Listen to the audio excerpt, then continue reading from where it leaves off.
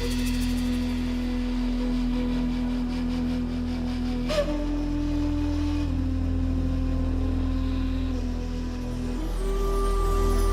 production in the marine artisanal subsector, which accounts mainly for the fish produced nationally, declined from 230,000 metric tons in 2006 to 176,398 in 2017. With overexploitation and depletion of the nation's marine fisheries resources, Amayao, Owusua, Edu, and many other passionate Ghanaians have endeavored to enter Ghana's growing fish farming industry.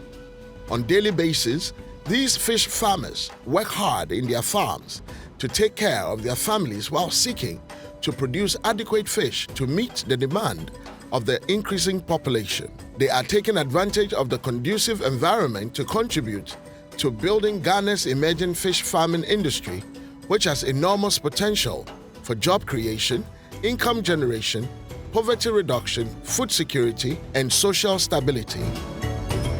In 2017, a total of 336 new ponds and tanks with total surface area of 12.239 hectares were constructed, representing an increment of 83.61% over the 183 recorded in 2016. In general, the fish farming industry grew from 1,667.47 metric tons in 2006 to 38,547 metric tons in 2014. So how has the journey been for these small-scale farmers? Yes, Rami Owusua Florence, and I'm so the crying Joseph. Yes, started to win in 2-3 years. You bet that fisheries for no assay. Oh, Kana Modi Faso, Ashasia, or fish and only idea. Like most fish farmers in Ghana, these new entrants struggled to find the most suitable places to site their farms when they made the big decision of venturing into fish farming. Recognizing site selection as one of the most important considerations in starting fish farming, they approached their officers at the Fisheries Commissions. With the assistance of the Fisheries Extensions officers in the region, who have been trained through the support of WAP, the necessary site assessment and selection activities were carried out. Kofi Ameyao, Frinciatre Bonahafuri. My brother and Mr. J.Y. Apia. Na be se mfie 9 ekonum ni na o sha se obeye fish pond e wonsuatre ha ma ye nyina ye nyado e di akire di o sha se na ekohu fishes for no mbehwe asase no omba ya no so mo kire yen se asase no eye se utu fish pond ha ebeye. The fertility and water retention capacity of the soil, year-round adequacy of water supply for pond filling and other uses, freeness from pollutants and other harmful activities, accessibility to markets, among others, were found to be good. Having scaled through with the selection of good site, they were now faced with the dilemma of getting quality fingerlings. The age-old difficulty in assessing fingerlings was never encountered in the light of the massive investment that had gone into rehabilitation, resourcing, and modernizing public hatcheries through WAP support. We are in the hatchery of the Pilot Aquaculture Center in the Ashanti region. This is where we pick our fingerlings for the farmers in the region and then beyond to the northern region. Several years ago, this place was not like this until the WAP project came, and then they started beefing up the place with equipment. As you can see now, they have oxygen tubes and then other equipment which were supplied by the World Bank project. This is a compressor that was given to the center by the WAF project. Basically, what it's supposed to be doing is to help facilitate the production of dissolved oxygen, which is a major requirement for the growth of fingerlings. While the park in the Ashanti region is remarkably making quality fry and fingerlings available to Ameyaw and many other farmers in the northern part of the country, the rehabilitated hatcheries at Aquaculture Center in Ashaman and WRI in Akosombo are enabling a continuous supply of quality fingerlings to fish farmers in southern Ghana all year round. In furtherance of this, WAP has invested immensely into building the capacities of private tilapia and catfish hatchery operators. We stock 200 to 250 broodstock per the tank you are seeing here now, and we do a weekly collection of 2.5, 1.5 kilo depending on the yield or the production per the week. A kilo of egg will give you not less than 100,000 fingerlings. So if I say 2 kilos, which means per collection we have about 200,000 fingerlings per a week. These have significantly opened up access to the fingerlings across every corner of the country and thereby reducing the burden of transporting fingerlings over long distances. First, now, you got to fingerlings.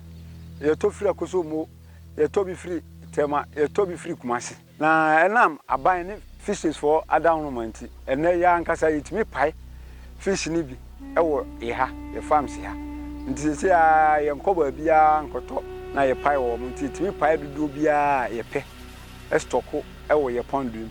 This year, crown, pond where the ye fingerless woman or about 7,000 a womb.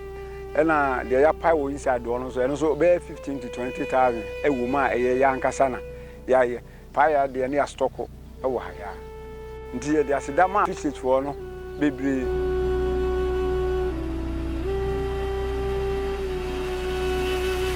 An estimated number of 85 hatcheries were recorded across the country, comprising 5 public and 80 private hatchery enterprises.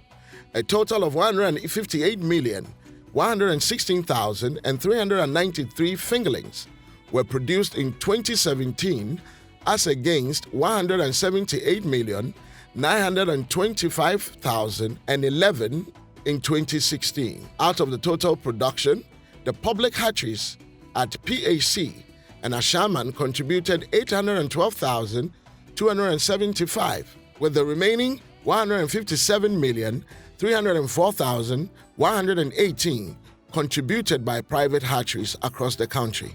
As well, most farmers are now optimizing their productions from a new high-yielding strain of tilapia.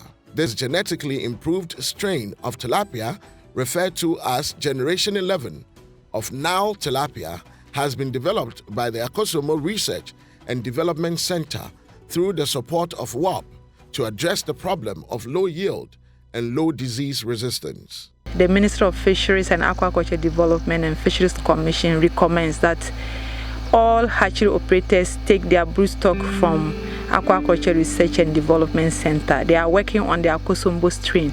They've started with the 5th, 6th, 7th, and they are now on the 11th edition. We are also grateful to the West African Regional Fisheries Project that is supporting Aquaculture Research and Development Center to work on the Akosombo strain, supporting them to develop it for the farmers.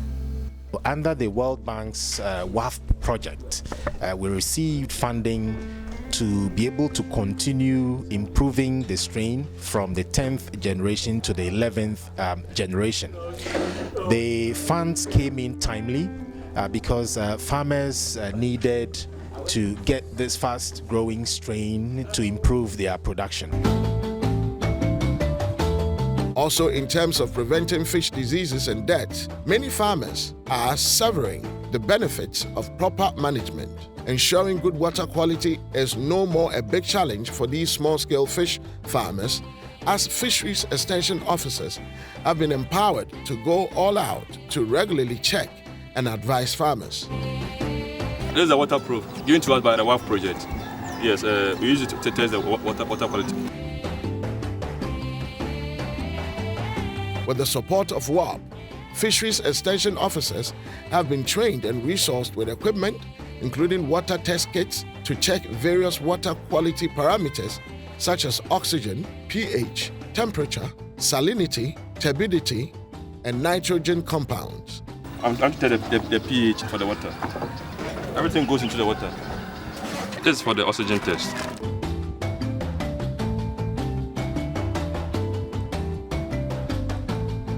You see the fish coming up, gulping for air, meaning that there's oxygen deficiency. The dissolved oxygen is 8.9. The temperature is around 31 degrees. And the pH is 7.7, which is normal. These are immensely helping farmers to produce wholesome table fish for consumers, in addition to addressing the hitherto rampant outbreak of fish disease. Another breakthrough for fish farmers is the ability to produce their own feed. Fish feed is the single most expensive input in aquaculture, accounting for about 70% of production cost. It is therefore key to the sustainability of fish farming business. Through the regular WAP-sponsored trainings, Amayao and many other farmers are now able to cost-effectively prepare their own feed. Fishes for no gada in Kama. There no more dinkita say ye who the share Quiafona, ye pond. To a group and Nipabia Bay say 10 and I say 5. To a mobile and so on the train. Quite a befaswa. A bit me. From the beginning, we didn't have any idea about the fish farming. While addressing the issue of high feed cost, the Ministry of Fisheries and Aquaculture Development has put in a lot of efforts to improve their credit worthiness through the strengthening of organizational structures of various fish farmers associations. These are enabling them to access group loans from financial institutions.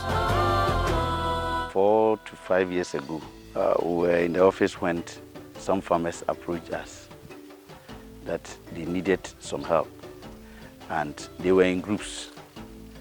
And so we followed up to the Fisheries Commission, the regional office. You know, in a bank, if you want to give credit, you have to do assessment. And because that is a specialized area, we didn't have the expertise, and so we had to collaborate with them to do the assessment. And so we first of all went to the farms where we had a look at the size of their ponds and the fish stock. We realized that these are people who have begun farming and they will not have the collateral the bank would need to be able to grant the credit. And so once they had already come together as a group, that was a trump card for us to be able to start with them. And so these are some of the things we looked at, so that one will guarantee the other. In the event of default, then the group members will be held responsible.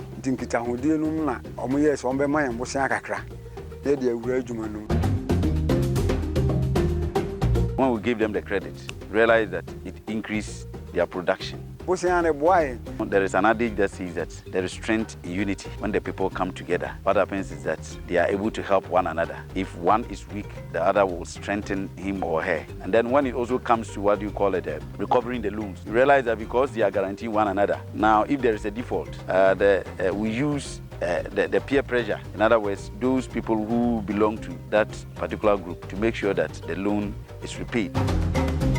Beside knowledge on feeding and feed preparation, these regularly organized workshops are equipping fish farmers with adequate knowledge and skills to manage the pond and the entire farm. The project supported aquaculture industry players, including farmers and policy officials, on a study tour. Some people had been elected to go to some training. I think this is the first time they are trying to send the farmers to nearby countries so that they can also have more trainings. Several fish farmers have received capacity building in the form of training. Moreover, the delivery of extension services has improved for fish farmers with the provision of pickup trucks for aquaculture fieldwork in each region, along with mobile communication vans. Clearly, these investments in training, study tours, demonstrations, and aquatic animal health management have brought about a tremendous improvement in their productivity. The extension services they receive from the officers is impacting positively on their activities, because hitherto they didn't have the technical know-how as to how to even feed the animals. Probably one will want to collect a handful and throw it. But when the officers came to educate them on how to feed the animals, realized that their production is increasing. Total production from Ameao and other pond and tank farmers increased by 110.6% in 2017 as compared to 2016 production. In general, aquaculture production shot up from 52,470.49 metric tons in 2016 to 57,405.31 metric tons in 2017, representing a 9.40% increase. They meet from time to time to learn about new things in the fishing industry, and that also helps them to increase their production. In spite of these critical interventions, which are contributing to building the gap between fish demand and supply, a lot more have to be done to further accelerate the growth rate of the aquaculture industry. The major challenge they have in the activity is sometimes marketing. Business strategy we have a sand the name number and train you could group myself. I said, ye Tom. Marketing soon you are, won't mean ye a Jumanoa, a bit mamma, a tumpo. Netono, and Quasso, intentame my, ya can say about the boy or the bonum. Nama, neviano, aquasomo, yet in the nano could just wa. Netono, a bit marco, and tem amayen. The best rabbi says, Seno, or man and him lion so. Say, Beya, a Jumaya and Yakwa, say, Utimi, yes, the Ubonoman Yamakosua, no Jumano so, but not my Mubia, Sabi, only a Jumaya, no so better me, Jumaya then. Aye. The government should try and see if we can get some fund for the fishermen. If you look at the interest rates within the country, they are high. And so if the farmer wants to borrow at the prevailing interest rate, sometimes they are not able to pay. And so the farmer, the government should come in and set aside some money that could be given to the farmers to make sure that they are able to raise the fish and then be able to pay.